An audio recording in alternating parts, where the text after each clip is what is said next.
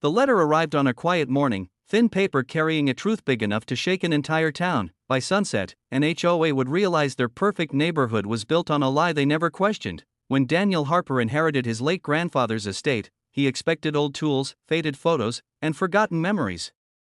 What he did not expect was a land deed spanning 1,000 acres, stretching far beyond the rolling fields and tree lines he remembered as a child. Buried deep in legal language was a simple fact: the roads, sidewalks, and manicured entrances of a wealthy HOA community set squarely on land now belonging to him. Daniel wasn't angry. He wasn't greedy. He was cautious. He had spent years working quietly, avoiding conflict, believing peace mattered more than pride. So when the HOA's first notice arrived accusing him of unauthorized access to their private road, he assumed it was a mistake. He even smiled while reading it, unaware of how quickly calm would turn into confrontation. He tried calling the HOA office. No answer. He sent an email attaching a copy of the deed. No reply. Days passed, and then a second letter arrived, this one firmer, colder, demanding compliance. Neighbors drove past his fence slower now, watching, judging. Something was building beneath the surface, and Daniel felt it in his chest. Still, he stayed quiet, for now, but the HOA had already decided who they thought he was. And they were about to make their first move. The warning cones appeared overnight, bright orange against the gray asphalt like a challenge no one asked for. Daniel knew then this was no misunderstanding, it was a message. By morning, metal barriers blocked the road leading to his land, stamped with HOA notices declaring private ownership. A security guard stood nearby, arms crossed, rehearsing authority he didn't truly have. When Daniel calmly approached, paperwork in hand, the guard barely glanced at it before shaking his head. Orders were orders, he said. The HOA president had spoken, that name echoed through the neighborhood. She was known for rules, fines, and a smile that vanished the moment someone questioned her. To her, order meant control, and control meant never admitting a mistake. Daniel realized this wasn't about land. It was about power. He turned back without arguing, though every instinct told him this was wrong. That night, rain fell softly over the blocked road, water flowing where permission supposedly didn't exist. Daniel spread the old maps across his kitchen table, tracing lines drawn decades ago, lines that told a different story than the HOA believed. The next day, fines were posted on his gate. Trespassing. Non-compliance. Threats followed, legal action, towing, enforcement. Neighbors whispered, some sympathetic, others smug. The HOA board held a meeting without inviting him, voting on actions that affected land they didn't own. Daniel finally hired a surveyor. When the stakes were placed into the soil, reality emerged inch by inch. Every marker confirmed it. The road. The entrance. The decorative fountain. All of it rested on his inheritance. He didn't celebrate, he prepared, because the HOA was about to escalate, and they would regret how far they pushed. The patrol car arrived just after noon, lights flashing without urgency but heavy with implication. Daniel watched from his porch, knowing silence would no longer protect him. The officer listened politely as the HOA representative spoke first, describing an uncooperative landowner disrupting a peaceful community. Daniel waited, hands steady, heart racing only slightly. When it was his turn, he handed over the deed, the survey, and a single folder marked recorded. The officer's expression changed, not dramatically, but enough. He stepped aside, making a call, flipping pages, checking coordinates. Minutes stretched long. Neighbors gathered at a distance, drawn by curiosity and confidence that authority would side with familiarity. The HOA president arrived next, heels sharp against pavement, voice louder than necessary. She dismissed the documents as outdated, accused Daniel of intimidation, and demanded enforcement. The officer asked her one quiet question: "Do you have proof this road isn't his?" She didn't. By evening, enforcement stopped. No tickets were issued. No orders were given. The HOA retreated, furious but not defeated. That night, emails went out to residents painting Daniel as a threat to property values and safety.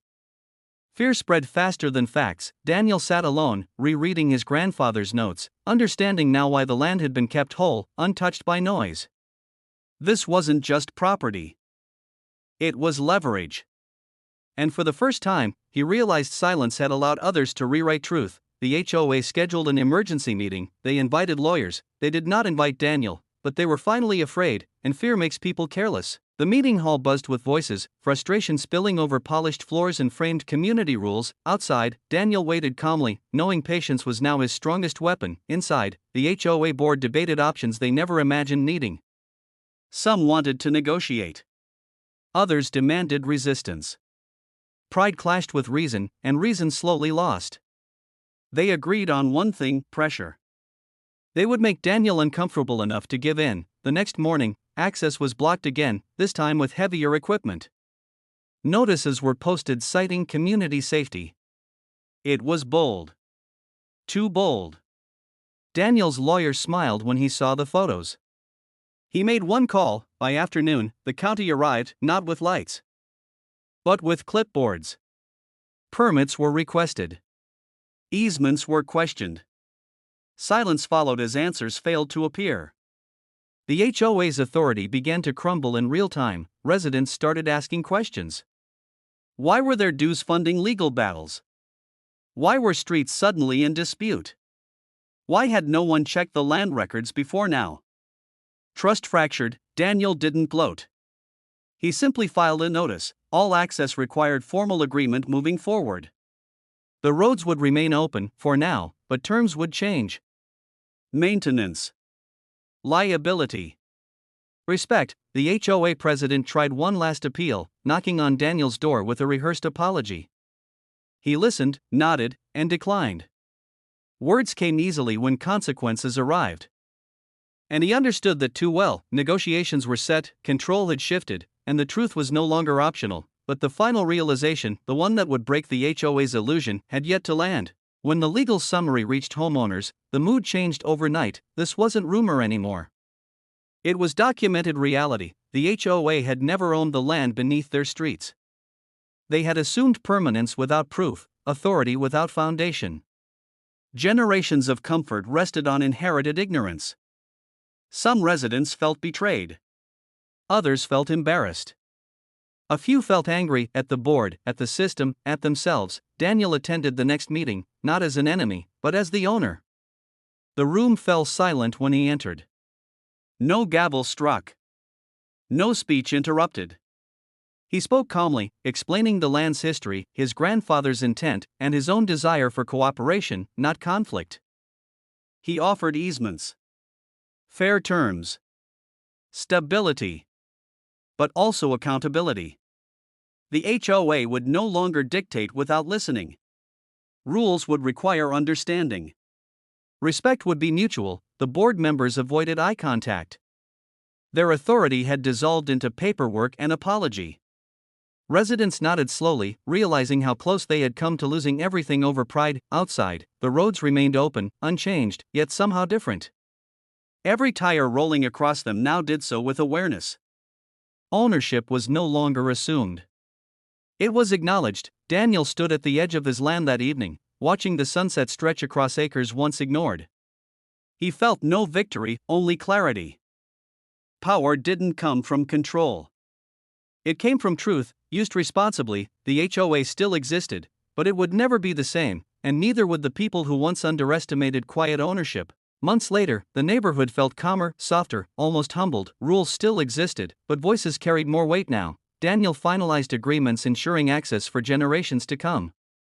Streets were maintained properly. Transparency became policy. The HOA president resigned quietly, leaving behind an office stripped of arrogance and heavy with lessons learned. Neighbors began waving again. Some apologized.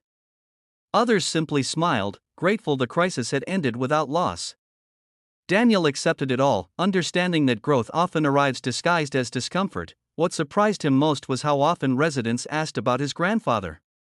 About the land's history. About why it had been preserved.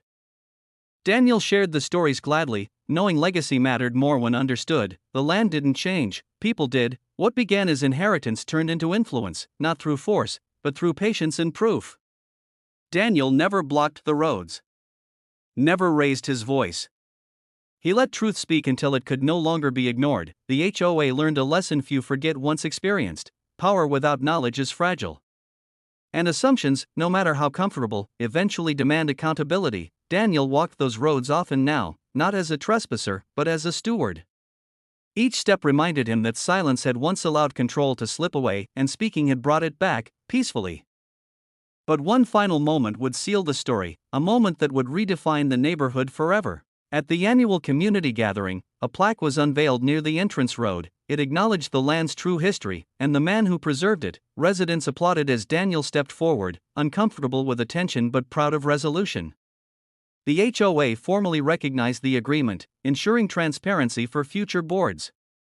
What was once hidden beneath asphalt was now honored openly. Daniel looked across the crowd, seeing understanding where judgment once lived. The streets beneath their feet hadn't moved, but the truth beneath them had finally surfaced. This wasn't about winning, it was about remembering who really owned the ground we stand on and respecting it. The inheritance had given Daniel more than land. It gave him voice, responsibility, and the power to correct a quiet wrong without destroying a community. That was the real legacy, and that was the final twist in this unbelievable HOA story. If you love the drama, don't forget to like, subscribe, and drop a comment sharing your thoughts. It really helps this channel grow.